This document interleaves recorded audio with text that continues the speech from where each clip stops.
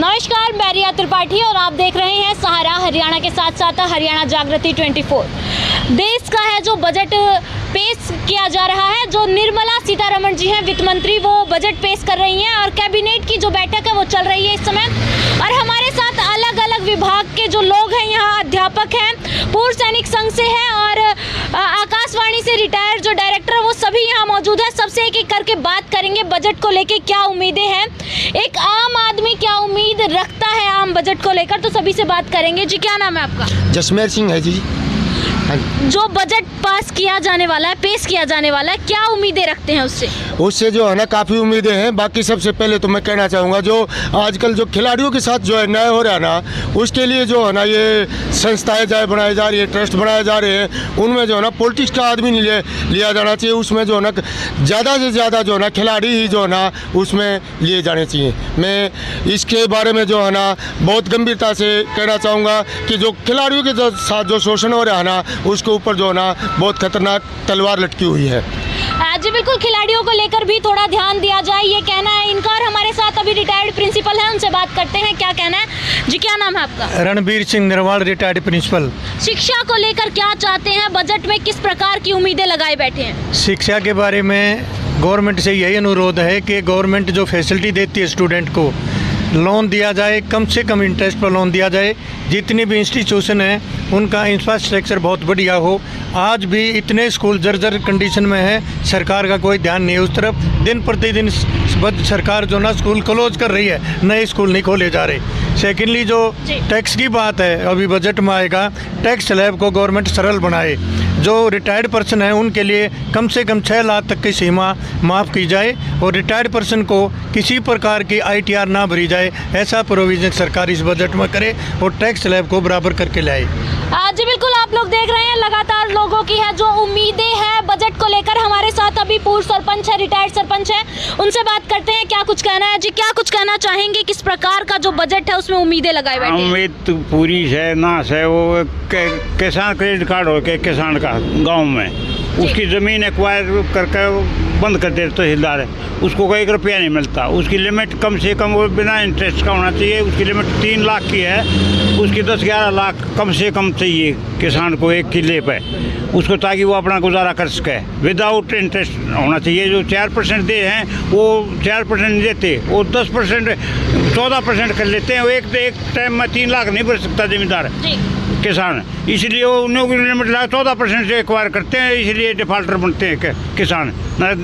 Defaulter किसान नहीं रहा, हमारे बुजुर्ग कभी लोन लिया ही नहीं, तो उन्होंने कभी नहीं लिया, इसलिए हमने देते हैं वो लिमिट 14% ब्याज ले लेते हैं, इसलिए वो भरने में भी समर्थ हैं लोग। इसलिए लिमिट भगवान सा है, तो उनके किसानों की तरफ दोगुने जो सोच रहे करने वो दोगुने नहीं कर रहे, उसको कर्जदार बना रहे हैं, कर्जदार कर रहे हैं। और एक CM की अपने हरियाणा के की अगर इसमें 3 चीज़ चला रहा है, वो GST में से कोई पीछे वाला बिल नहीं काटता, सीधा अपने आप पर गोज मगालना है। और हर एक आदमी गरीब से भी लेते हैं और जोड़ का एक बार इतने का भाव है वो इतने में ले लेते हैं और बिल नहीं मिलता। अच्छा, उम्मीद कितनी है इस बार के बजट से कि कुछ ऐसा प्रावधान होगा? उम्मीद झूठी आऊँगी सारी, कोई ज़मीन पर कोई हकीकत नहीं आऊँगी।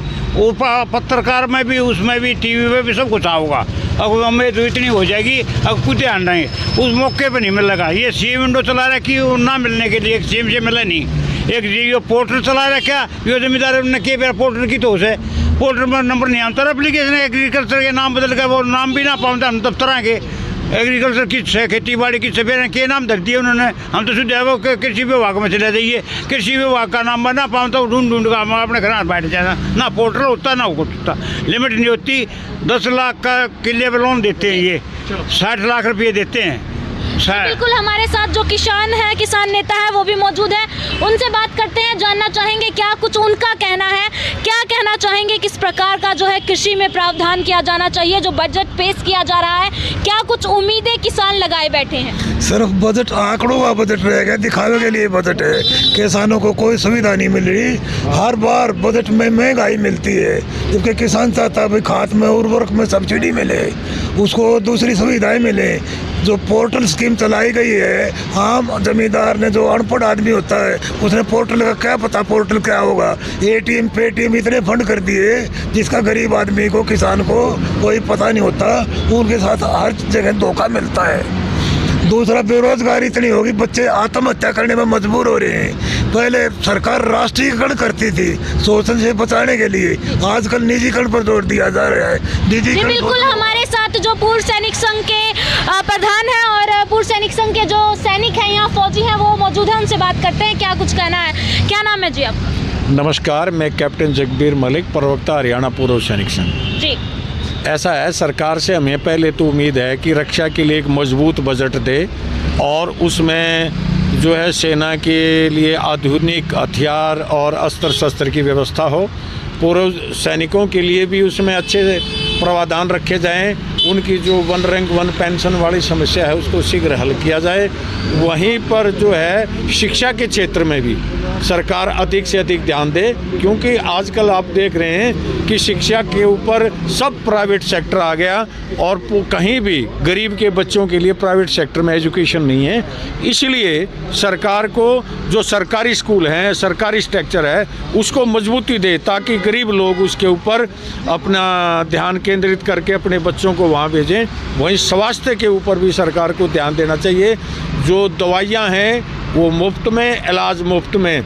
ये जो सरकार बताती है भाई ये स्वास्थ्य की ये योजना शुरू करती, 5 लाख तक का फ्री इलाज होगा, आम आदमी को, गरीब आदमी को इसके बारे में कुछ पता नहीं चलता और वो जाकर के प्राइवेट डॉक्टरों के पास, प्राइवेट हॉस्पिटलों में लुटते रहते हैं। तो सरकार को स्वास्थ्य के ऊपर भी सही जानकारी और सही व्यवस्थाएं करनी चाहिए।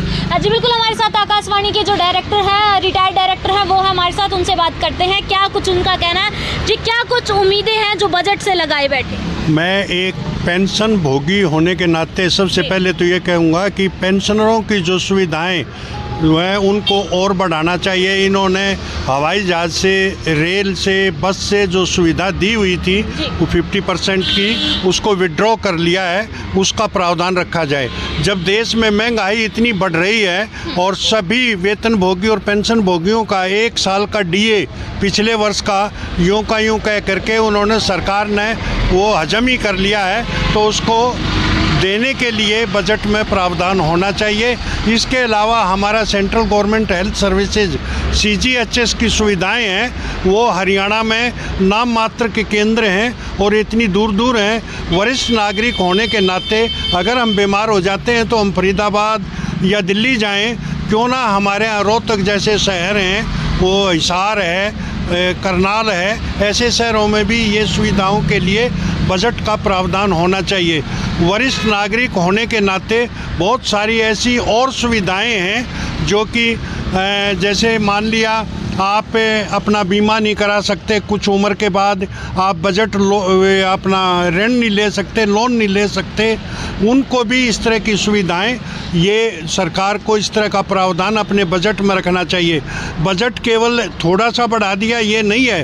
हमारे देश में मुद्रास्फीति है जो 6 और 7% है, तो 10% और 15% हमारा बजट जो है बढ़ा के उसका प्रावधान करना चाहिए, ऐसी हमें उम्मीद है। जी बिल्कुल, और भी हमारे साथ जानना चाहेंगे किस प्रकार की उम्मीद आप रखते हैं जो बजट पास किया जा रहा है?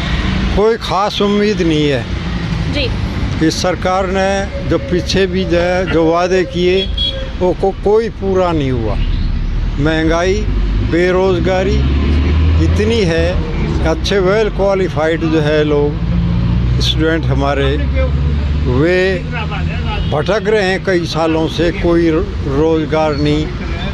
अगर कोई टेस्ट होता है किसी पोस्ट के लिए, पेपर लीक हो जाता है, फिर वो जो है वो कंडम कर दिया जाता है, नए सिरे से फिर निकालते हैं। कई बार जो है सिलेक्शन होता है, कोई कोर्स में पहुंच जाता है तो वहाँ सेटिस्फाइड हो जाता है वो।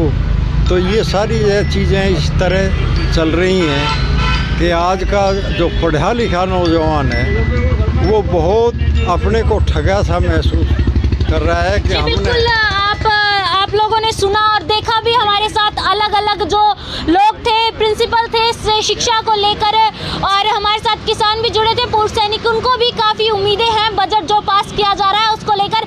यहाँ आपको बता दें कि राष्ट्रपति द्रौपदी मुर्मू मंजूरी दे चुकी हैं और कैबिनेट में बैठक चल रही है और आगे जो बजट है वो पेश किया जाना है। तो ऐसी और भी खबरों के लिए जुड़े